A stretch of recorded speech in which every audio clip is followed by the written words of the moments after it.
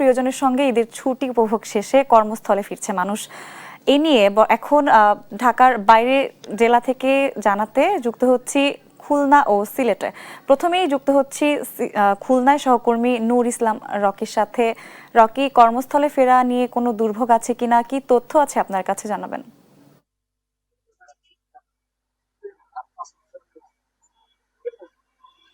ঈদুল আজহার ছুটির শেষে বাড়ি ফেরার যে ধারণা সেটা কিন্তু শুরু হয়েছে ইতিমধ্যে।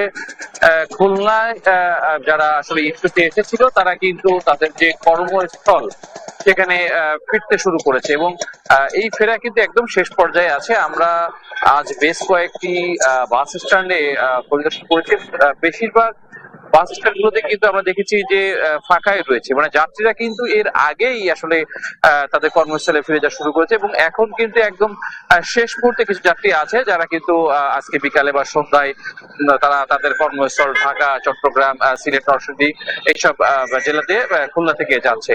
এবং একটু বিষয় একটু বলে রাখি যে এবারের ঈদে আমরা গ্রাহকদের সাথে যেটা কথা বলে জানতে পেরেছি যে তাদের যে টিকিটের যে সমস্যা এটা কিন্তু আসলে ছিলই না বলতে, এবং অতিরিক্ত ভাড়া নেওয়ার বিষয়টিও কিন্তু আসলে এবার বেশ আলোচনায় আসেনি। পাশাপাশি বিআরটি এর কর্তৃপক্ষ কিন্তু ঈদের পরের দিন থেকেই বা ঈদের দিন থেকেই কিন্তু বেশ তৎপর ছিল প্রত্যেকটি বাস স্ট্যান্ড গুলোতে যেন অতিরিক্ত ভাড়া যেন যাত্রীদের কাছ থেকে না নেওয়া হয় এমন বিষয়।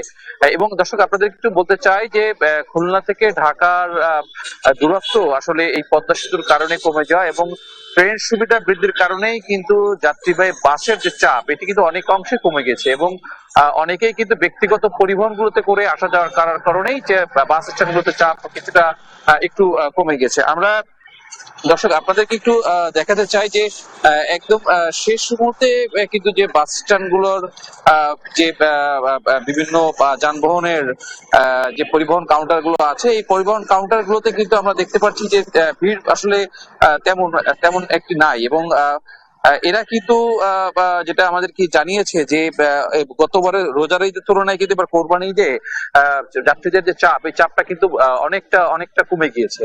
তো খুলনা থেকে এটা ছিল আমার কাছে সরকারি সংবাদ। আমরা এখন চলে যাচ্ছি সিলেটে, সেখানে কার অবস্থা আমরা তার আমাদের প্রতিনিধির কাছে জানতে চাই। রকি, আপনাকে ধন্যবাদ। ঈদুল আজহার লম্বা ছুটিতে যারা সিলেটে এসেছিলেন কিংবা দেশের বিভিন্ন জেলা থেকে যারা সিলেটে বেড়াতে এসেছিলেন তারা কিন্তু এই মুহূর্তে আসলে সিলেট ছাড়ছেন। তবে আমরা এখানকার যারা কর্তৃপক্ষ রয়েছেন, সিলেট কেন্দ্রীয় বাস টার্মিনালের যে বিভিন্ন কাউন্টারের দায়িত্বে যারা রয়েছেন তাদের সাথে কথা বলে যেমনটি জানতে পেরেছি যে গতকাল মূলত এই বাস টার্মিনালে প্রচুর ভিড় ছিল। নারীর টানে যারা নিড়ে এসেছিলেন তারা কর্মস্থলে ফিরে গেছেন, কিংবা যারা সিলেটের বিভিন্ন দর্শনীয় স্থান সাদা পাথর, জাফলং সহ বিভিন্ন যে স্পট গুলো তারা ঘুরতে এসেছিলেন এরপরে কিন্তু তারা সিলেট ছেড়ে চলে গেছেন। তবে এখানে এই সিলেট কেন্দ্রীয় বাস টার্মিনালে শুধু যে ঢাকাগামী বাস রয়েছে তা না, এখানে দেশের বিভিন্ন জেলায় কিন্তু সরাসরি বাস রয়েছে এবং প্রত্যেকটি কাউন্টারে আজকে আমরা দেখতে পাচ্ছি যে যাত্রীর সংখ্যা কিছুটা কম, তবে তারা প্রত্যেকেই বলছেন যে কত রাত পর্যন্ত আসলে ভিড় ছিল এবং মানুষ সিলেট ফিরেছেন। একই সাথে আপনাকে যদি দুর্ভোগের কথা বলে থাকি, সিলেট ঢাকা মহাসড়ক যেটি 6 লেনের কার্যক্রমের জন্য যে প্রকল্পের কাজ সেটি চলছে, সেই প্রকল্পে ধীর গতি থাকার কারণে মূলত যাত্রীদের দুর্ভোগ হচ্ছে। যেখানে 5 থেকে 6 ঘন্টায় ঢাকায় যাওয়ার কথা কিংবা ঢাকা থেকে সিলেট আসার কথা সেখানে 13 থেকে 14 ঘন্টা কোনো কোনো সময় তার চেয়েও বেশি সময় লাগে, এমন অভিযোগ কিন্তু রয়েছে যাত্রীদের। তো এই ছিল ঈদে সিলেট ছেড়ে যাওয়া নিয়ে আমার কাছে সর্বশেষ তথ্য।